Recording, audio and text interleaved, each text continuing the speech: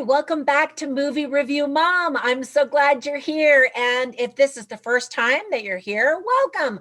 I'm so glad you discovered my YouTube channel. I hope you like what you see and I hope you stay. And I hope you subscribe. And while you're at it, you might as well click on that little bell and it'll notify you every time I upload a new movie review or a trailer reaction, which is almost every single day. So my goal here is to give you the heads up on filmmaking quality and content so that you can make the best decision for yourself and your family as to how you want to spend your time and money watching specific films.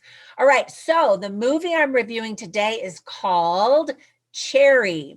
This releases on February 26th, 2021 in select theaters first exclusively, and then it'll be available on Apple TV Plus on March 12th. The movie is rated R. It's 2 hours and 20 minutes, and the movie review mom grade I'm giving it is, drumroll, an A. However, there are some buts, and so keep watching to get the full scoop. Let me give you an overview in a nutshell where I'll point out things I liked and didn't like, as well as tips for parents, themes worth talking about, some inspiring lines, and even some movie recommendations at the end. All right, so in a nutshell, this very dramatic movie is based on the novel Cherry by Nico Walker and is directed by the famous Russo brothers. It's their first R-rated movie since their movie Welcome to Collinwood, which they filmed way back in 2002, which is kind of amazing. They absolutely adore Tom Holland. Who doesn't? And collaborated with him in 3 prior movies, all Marvel Avengers movies: Captain America Civil War, The Avengers Infinity War, and The Avengers Endgame. So this movie is a super sad portrayal of people whose lives sink into the gutter, and you get to watch all of the destruction. I hope it serves as a cautionary tale as well as increases awareness for post-traumatic stress syndrome for our country's soldiers. It's a hard movie to watch because of the content, but it rewards the viewer with a career-making performance by Tom Holland. All right, so let me start off with the things that I liked about the movie. The movie begins with a prologue, then adds title cards with different chapters of Tom Holland's character's tale. His character breaks the fourth wall, which I actually always get a kick out of, to tell you his journey and explain the lessons that he's learned along the way. So in case you don't know, the fourth wall is that imaginary wall that separates movie characters from the audience. And instead, Tom Holland's character talks to you and tells you, this is how this happened, and this is what I learned here. And I really appreciated that. All right, so first of all, Tom Holland will never be typecast as just Spider-Man. He's so charming and continues to pump out incredible performances. This, I think, is his finest performance yet. I hope that when the award season rolls around again next year, that he will be remembered for this role and honored. He's really fantastic. He gives us impressive range of emotions, all of them raw, all of them believable, and very powerful. The Russo brothers have said that Tom Holland has an incredible work ethic on top of his talent, and that's what really impressed them. He had to gain 30 pounds for his look at the beginning of the movie and then lose 30 pounds so that he would look like a drugged out loser. And he does. His American accent is so good that you forget he's actually British. The movie was shot in only 4 months, showing you how quickly Tom Holland's weight gain occurred and how committed he was to this role. Fun fact, Tom Holland's brother in real life actually plays one of the drug dealers in the movie. And by the way, real needles were used in the drug scenes in the movie. All right, next up is Ciara Bravo, who's a fantastic match for Tom Holland's performance. She is just so doggone cute, although I felt like she really matured in this role in the movie. They're an adorable couple, and you just want to root for them. I just wanted to hug both of them. And so I think that the writing and the storytelling benefit because they successfully created characters that you immediately become engaged with. As far as the filmmaking quality, I really liked some of the bird's eye views during certain scenes. And there were also some really impressive one cut or no cut scenes, which is a filming technique that I really enjoy and respect tremendously. That's really hard to do well.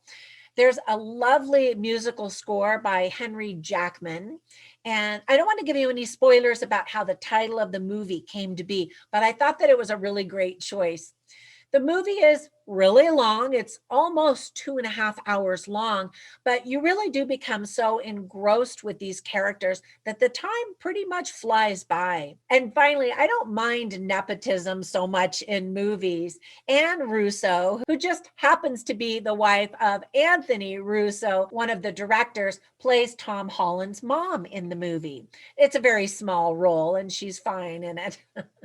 So there were just a few little things that I didn't like about the movie. First of all, so much fighting and yelling and drug use and profanity and terrible decisions. And in other words, this movie is rated R for very good reasons, not a family friendly movie, not something you really want your kids to see. There are some very rough scenes that you just don't want in your kids' heads. And as an adult, you may not want these in your heads as well.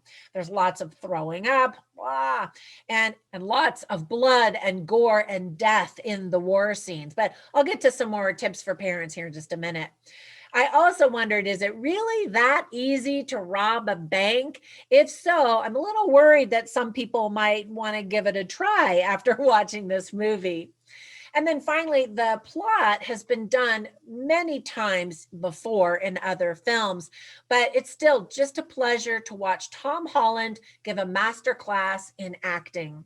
All right, so to continue on with tips for parents, there is tons of profanity, crude language, and 378,412 F-bombs.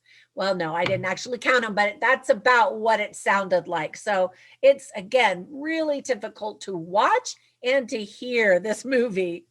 You see an unmarried couple in bed many times. You see a bunch of soldiers stripped down into their underwear. You see a woman in her underwear several times. And then, as I mentioned, there's a lot of blood and gore and violence and death during these war scenes.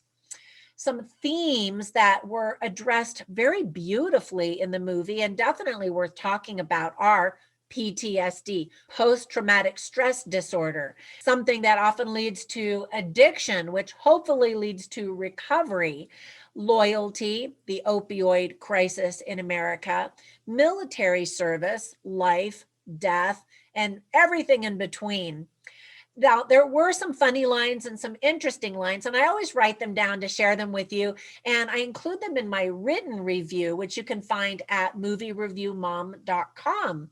So I'll just share a couple of them with you here.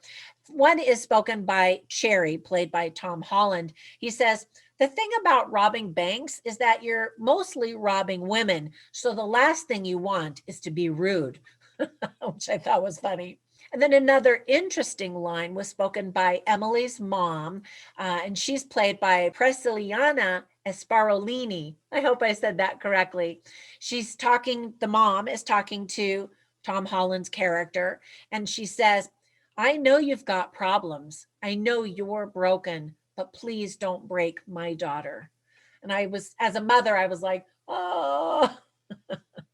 All right, now, before we go, let me give you a recommendation for another movie that I think that you'll enjoy if you like this one. It's equally heartbreaking, but also has a message of hope.